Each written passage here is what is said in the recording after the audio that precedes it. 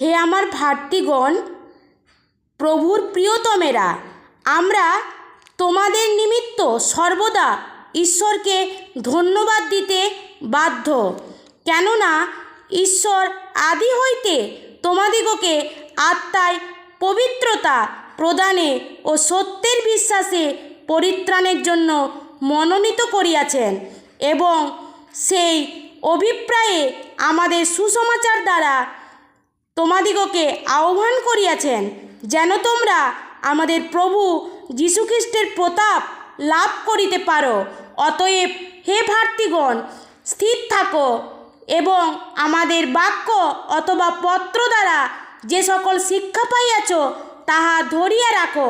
আর আমাদের প্রভু যীশুখ্রিস্ট আপনি ও আমাদের পিতা ঈশ্বর, যিনি আমাদিগকে প্রেম করিয়াছেন এবং অনুগ্রহ দ্বারা অনন্তকাল স্থায়ী সান্ত্বনা ও উত্তম প্রত্যাশা দিয়াছেন, তিনি তোমাদের হৃদয়কে সান্ত্বনা দিউন।